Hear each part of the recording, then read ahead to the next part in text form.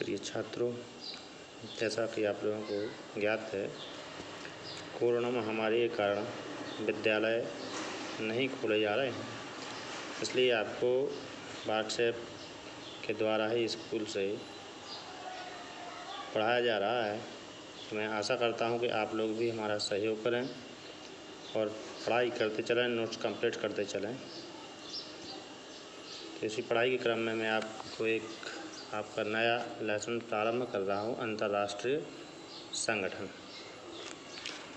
ये तो अंतर्राष्ट्रीय संगठन है, मतलब वैश्विक स्तर पर जो संगठन बनाए गए हैं उनके क्या उद्देश्य होते हैं। तो अंतर्राष्ट्रीय संगठन राज्यों के उस औपचारिक समूह को कहा जाता है जिसका निर्माण कुछ उद्देश्यों को प्राप्त करने के लिए ध्यान में रखकर किया जाता है। अब जो उद्देश्य पूर्ति के लिए जो संगठन बनाया गया है उसके उद्देश्यों को पूर्ति कैसे की जा सकती है उनकी। अंतर्राष्ट्रीय संगठन निम्न उद्देश्यों से महत्वपूर्ण है, मतलब अंतर्राष्ट्रीय संगठन क्यों बनाए गए हैं या क्यों बनाए जाते हैं। तो जो अंतर्राष्ट्रीय संगठन बनाए जाते हैं, यह संगठन युद्ध और शांति के संदर्भ में देशों के लिए सहायक होते हैं। मतलब यह संगठन यह प्रयास करते हैं कि विश्व में शांति स्थापित रहे। साथ में यह संगठन लोगों के जीवन स्तर को बेहतर करने के लिए भी सहायता करते हैं और जलवायु परिवर्तन से संबंधित जो भी समस्याएं हैं उन समस्याओं को हल करने में वैश्विक स्तर पर देशों की सहायता लेकर इन समस्याओं को दूर करने का प्रयास करते हैं, यानी कि प्रमुख उद्देश्य होते हैं।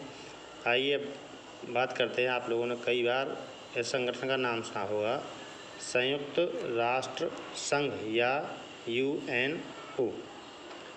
तो संयुक्त राष्ट्र संघ की जो स्थापना की गई प्रथम विश्व युद्ध के पश्चात देशों के बीच जो आपसी विवाद थे उन विवादों को हल करने के लिए संयुक्त राष्ट्र संघ या लीग ऑफ नेशंस का गठन किया गया था। प्रथम विश्व युद्ध के बाद इसका गठन किया गया था, किंतु यह कुछ समय तक अपने उद्देश्यों में सफल रहा, क्योंकि मूल उद्देश्य था विश्व युद्धों को रोकना, लेकिन द्वितीय विश्व युद्ध को रोकने में यह असफल रहा। फिर दोबारा से द्वितीय विश्व युद्ध के पश्चात वर्ष 1945 में विश्व युद्ध की समाप्ति के बाद उत्तराधिकारी के रूप में संयुक्त राष्ट्र की स्थापना की गई, मतलब लीग ऑफ नेशंस के उत्तराधिकारी के रूप में संयुक्त राष्ट्र संघ की स्थापना की गई। संयुक्त राष्ट्र संघ औपचारिक रूप से 24 अक्टूबर 1945 को अस्तित्व में आया तथा 51 देशों ने संयुक्त राष्ट्र संघ के घोषणा पत्र पर हस्ताक्षर किए। मतलब 24 अक्टूबर 1945 को जब यह संघ बना उस समय विश्व के 51 देशों ने इसके घोषणा पत्र पर हस्ताक्षर किए। विश्व के 51 देश इसके उद्देश्यों से सहमत थे। संयुक्त राष्ट्र का जो कार्य होता है या इसका जो मुख्यालय है वह है अमेरिका की न्यूयॉर्क शहर में। संयुक्त राष्ट्र का एक सर्वोच्च अधिकारी होता है, उस अधिकारी को कहा जाता है महासचिव। महासचिव की नियुक्ति सुरक्षा परिषद की सलाह पर आम सभा द्वारा 5 वर्ष के लिए की जाती है। यह संयुक्त राष्ट्र का सबसे महत्वपूर्ण पद होता है महासचिव का। अब हम चर्चा करते हैं संयुक्त राष्ट्र की जो स्थापना की गई उसके क्या उद्देश्य। तो संयुक्त राष्ट्र संघ की स्थापना के निम्नलिखित उद्देश्य हैं। विश्व युद्ध जैसी विभीषिका को भविष्य में न होने देना, जिसका अर्थ है विश्व स्तर पर जो विश्व युद्ध अभी तक हम जो 2 विश्व युद्ध देख चुके हैं, इस तरीके का आगामी वर्ष में कोई युद्ध ना हो, उसको रोकने का प्रयास करना संयुक्त राष्ट्र का प्रमुख उद्देश्य है।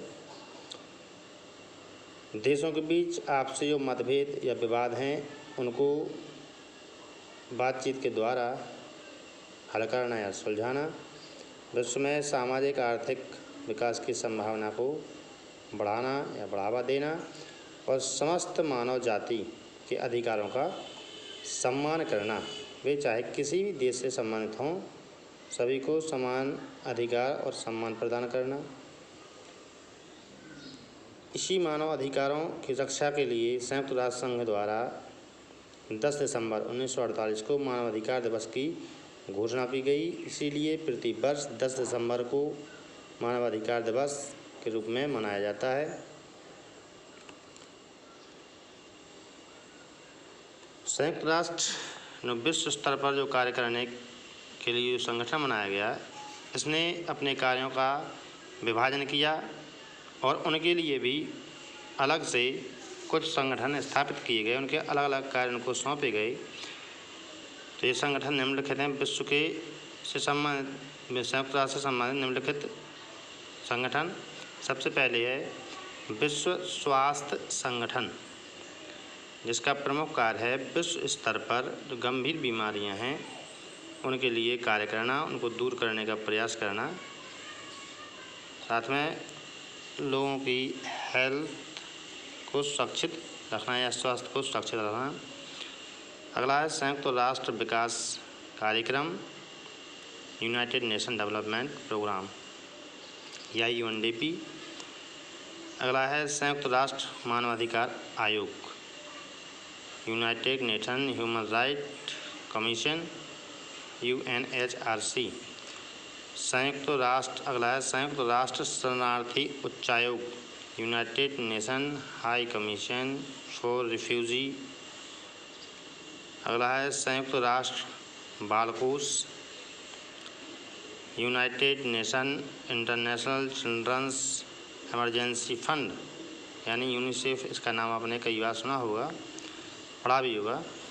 और संयुक्त राष्ट्र शैक्षणिक, वैज्ञानिक एवं सांस्कृतिक संगठन, United Nation Educational, Scientific and Cultural Organisation यानी UNESCO।